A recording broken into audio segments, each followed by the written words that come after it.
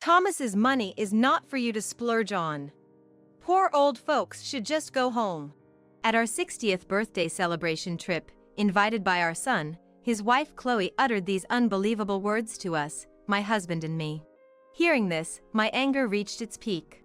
Then, shall we go home? Yeah. She probably didn't expect us to actually leave. Ignoring the bewildered Chloe, we left her in a foreign country and returned home. To show her hell from now on. My name is Abigail. I am a housewife who turned 60 this year. Having been married to my husband, Robert, for 30 years, we were invited on a trip to Australia by our son, Thomas. Mom and Dad, I never could do much in the way of showing my gratitude. This is my small way of saying thanks.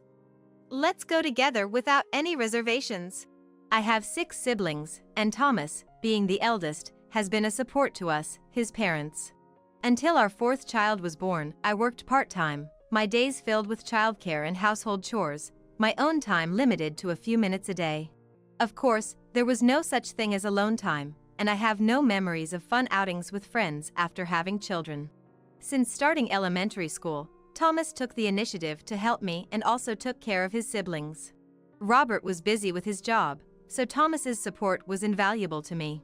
I am more grateful than words can express for his kindness. Our life was hectic, but once Thomas grew up, got married, and moved out, and as circumstances changed, it ended up just being Robert and I at home. While reminiscing about those noisy days, Thomas returned home after a long time, saying he had something important to discuss. This delightful invitation was the subject, and Robert and I were thrilled. However, this invitation would lead us to an unbelievable situation. Why did you even invite your mom and dad to the trip? These were the words of Thomas's wife, Chloe. While enjoying a rare family dinner with Thomas, who had brought Chloe home, the conversation turned to the upcoming trip to Australia. During this, Chloe pulled Thomas aside into the hallway. Curious, I peered out to see what was happening and saw Thomas being confronted by Chloe, her face filled with anger. Of course, this trip is also to celebrate Mom and Dad's 60th. Why wouldn't I invite them? Why should we have to cover their expenses? If you're inviting them, they should pay their own way.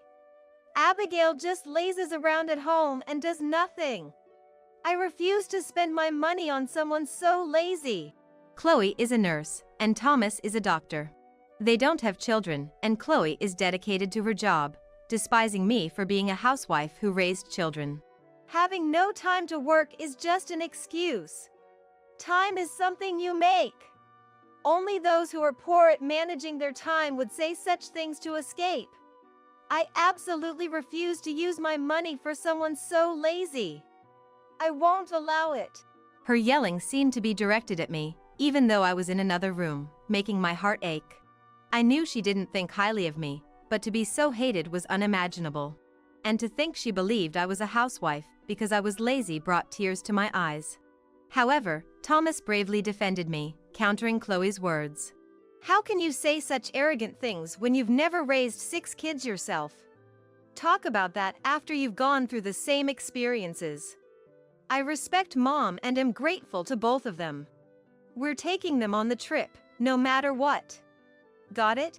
To know Thomas held us in such high regard moved me deeply. I cried silently, making sure not to let Chloe or Thomas hear. From that day on, Chloe's behavior towards me became more hostile when Thomas wasn't around. Whenever she ate our cooking, she'd complain about the taste and mock us with frivolous remarks like how musty our home smelled whenever she visited. It seems she couldn't forgive Thomas for standing up for me.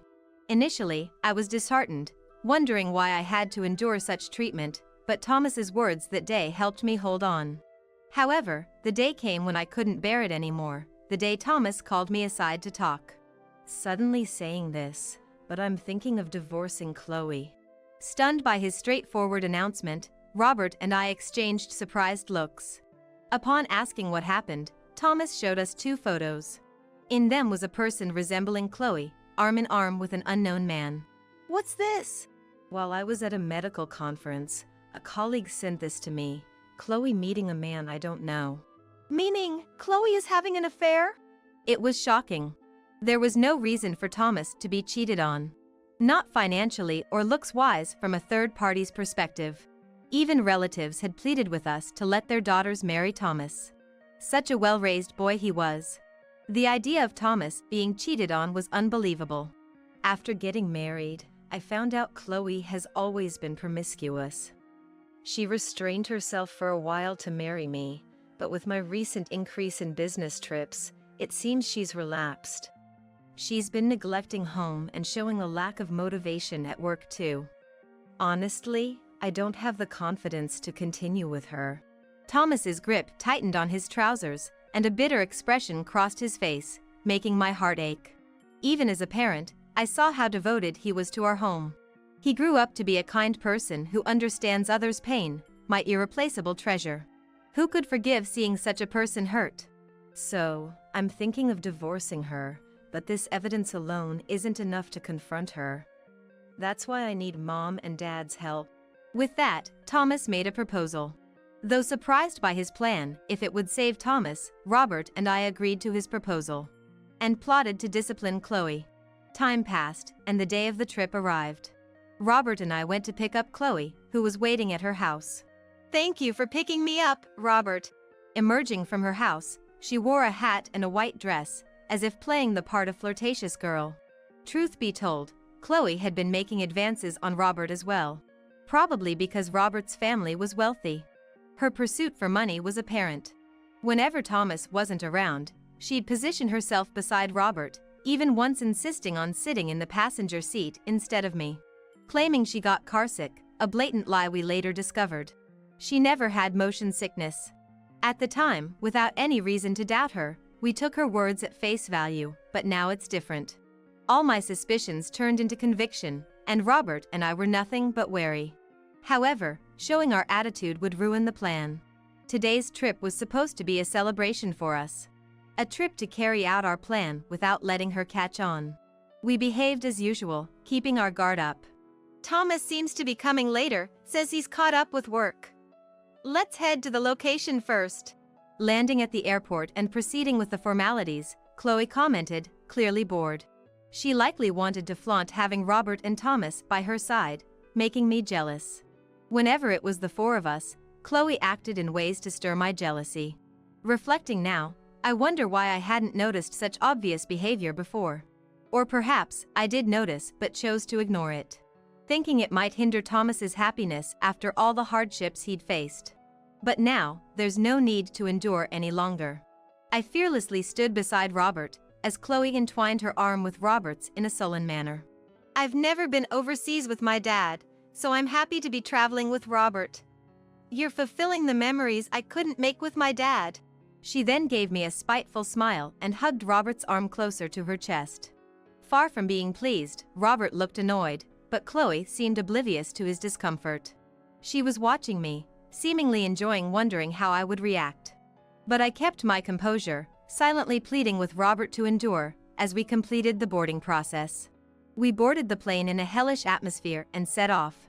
In a distant foreign land, she was about to experience her own hell. Upon our long-awaited arrival at the airport, cheerful crew members greeted us at the exit. Thomas was supposed to be our guide, but he was absent due to work.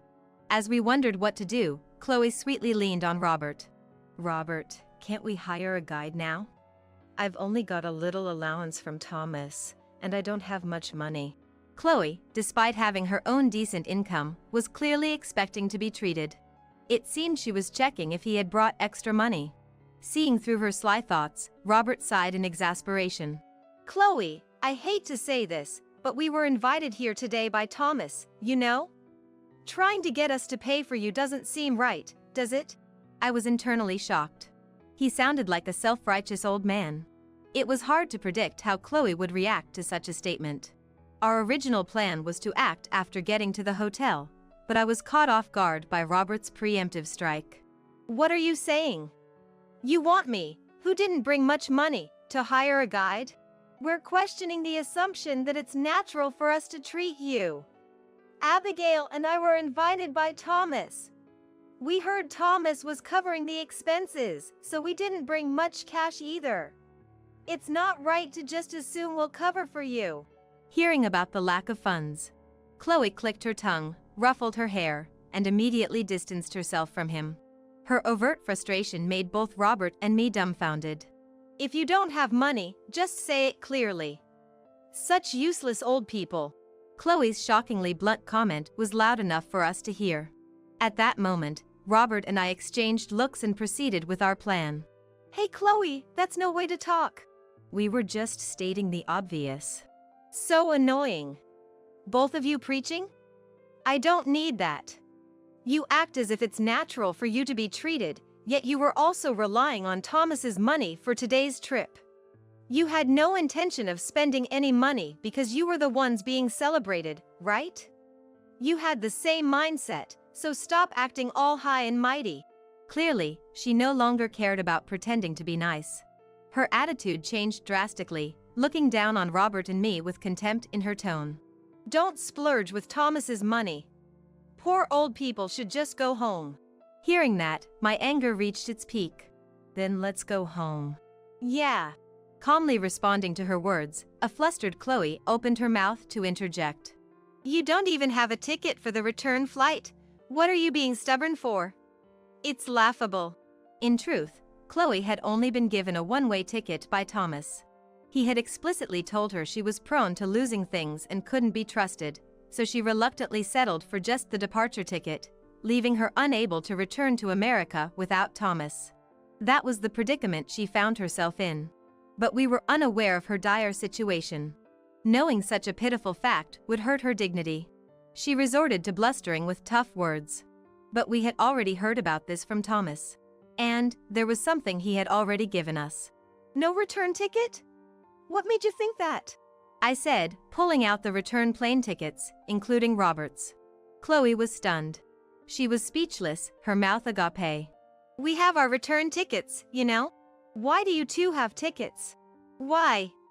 It's only natural to have our own tickets, isn't it? Or what? Don't tell me Thomas didn't give you a return ticket?" As if it were payback for all her taunting, I mocked her, showing that Thomas trusted us more than her. Being belittled over such a trivial matter by a housewife she looked down upon must have been unbearable for her pride. Even as I thought it petty of me, considering everything that had happened, this felt like nothing. Actually, it seemed hardly enough. As I watched her turn red with anger. "Impossible. Just go back already. Just seeing your faces annoys me." I laughed inwardly at her almost sore loser-like response. Seeing Chloe flee in frustration was satisfying. She had always looked down on others. She deserved to suffer fully. Thinking this, I decided to explore the airport vicinity with Robert until our return flight. Leaving Chloe behind, we quickly returned to the US and, as planned, met Thomas at a cafe near the airport. Seeing us return, Thomas greeted us with a wry smile. "Welcome back, both of you. The flight must have been tiring, huh?" "My body aches. Even first class is tough on the old bones. Sorry, Thomas, for having such good seats on our return." "It's me who should be thankful. Sorry for putting you through that." "Nonsense. I'm still young. But I panicked when you suddenly picked a fight with Chloe at the airport. I didn't know what to do since it wasn't part of the plan. I couldn't take it anymore. Her attitude was just too repulsive." As Robert apologized with a wry smile, Thomas's mobile phone rang. "Chloe?" "Yeah. She's been calling nonstop since hotel check-in time. Probably panicked because she thinks her hotel was canceled. She can't do anything by herself." Thomas laughed off the continuously ringing mobile phone on silent mode. It was my first time seeing this side of him, and I made a mental note never to cross him. "Thanks to you both, I've gained a lot even here, so I think I can finally divorce her. Sorry for involving you in this mess during what was supposed to be a celebration." "What are you saying? It's a celebration in its own right for me. Now you won't have to put up with that face anymore." For the few days until Chloe's return, we enjoyed some quality family time after a long while. Then, the moment of confrontation arrived. "Thomas, what is the meaning of this? Explain yourself." After receiving a message from Chloe that she was on the plane, we had gone to the airport. As soon as she saw Thomas after getting off the plane, Chloe began yelling so loudly it seemed the entire airport could hear. Realizing we were drawing too much attention, we got her into the car and headed to their home. Then, upon seeing the inside of the house, Chloe noticed something was off. "Wait, what is this? What's happening?" She realized the house looked strangely barren. "Let's explain everything in order. Shall we go to the living room for now?" Ignoring the confused Chloe, we, as a family, moved inside. After thanking Thomas for the coffee, we quickly moved on to the main topic. "Chloe, there's something we need to talk about. First, explain yourself. What were you thinking doing such a thing? Thanks to you, it's been one disaster after another. I couldn't even get into the hotel, and how many times do you think I was given the wrong directions? I was walked around so much, I might as well have been mountain climbing. My legs are sore from muscle pain, and the flight back is on a cheap economy class. Economy. I never thought I'd see the day when I'd have to pawn my luxury watch." Her shrill voice was so grating, and next to me, Robert looked at her with a puzzled expression. It seemed she had pawned her watch to make some money. Throughout this, Thomas was quietly observing her and, after she finished her rant, he calmly spoke up. "Is that all you have to say? What do you mean?" Chloe reacted, seemingly expecting an apology from Thomas, surprised by his unexpected response. It was probably the first time she saw him looking at her with such a defiant gaze. She glared back at him, unflinchingly. "You have no idea why you're in this situation, do you?" Thomas's provocative words seemed to make her ponder. Chloe began to speak in a haughty tone, crossing her legs and giving Thomas a cold glare. "Of course. Who's ever heard of leaving their wife overseas like this? What have I done?" She must think her affair has gone unnoticed. Thomas sighed in exasperation before showing her 4 photos. I didn't miss how Chloe's face went pale the moment she saw them. "Then let's hear it. You recognize this man, don't you?" Chloe was taken aback by the incontrovertible evidence of the photos. There were 2 pictures of her and her lover in bed, and both Robert and I looked at her with contempt. We distanced ourselves from her as if she were something filthy. "I was aware you've been wastefully spending my money. But I also know I've been making you feel lonely.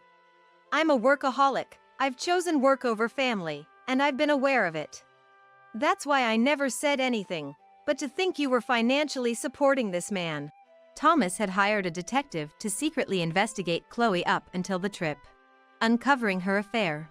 The man was a bartender, and she had been his top patron, even developing a romantic relationship that clearly crossed the line of mere customer and service provider.